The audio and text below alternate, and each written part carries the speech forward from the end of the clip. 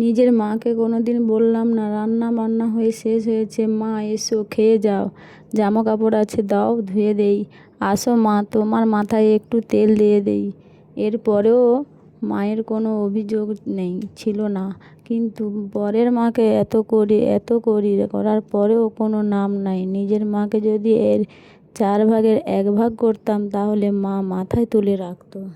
আমরা মেয়েরা বউ হয়ে আসার পর যতটা পারি ততটাই কাজ করি, কিন্তু কোনোদিন নাম হয় না আমাদের। কিন্তু নিজের মার কাছে একটুকু করে দেখো, মা কত না প্রশংসা করবে আমাদের। যাক, ওসব কথা বাদ দাও।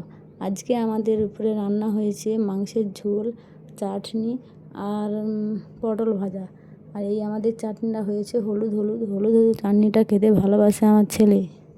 আর রান্না করতে করতে কাদের এরকম খাওয়া অভ্যেস আছে কমেন্টে জানিও। আমার রান্না করতে করতে কিছু একটা খেতেই হবে, তাই একটু শশা কেটে খেয়ে নিলাম। যে গরম পড়েছে, বেশি কিছু মশলা দিইনি, অল্প তেলে সব রকম অল্প অল্প করে মশলা দিয়ে মাংসটা তুলে দিলাম। মাংসটা দেখো কষে আজ একটা মাংসের কী বলতো ঠ্যাং এসেছে, ঠ্যাং খেতে আমার খুবই প্রিয়।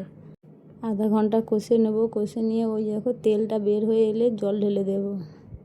মাংস রান্না শেষ হয়ে গেলে এই মশলাটা আমরা শেষে দিয়ে থাকি, দিয়ে নামিয়ে নেব। মাংসের কালারটা দেখো হলুদ হলুদ, এই হলুদ কালারটা খেতে খুবই ভালো লাগে। আজকের মতন টাটা, আবার অন্য কোনো ভিডিও দেখা হচ্ছে।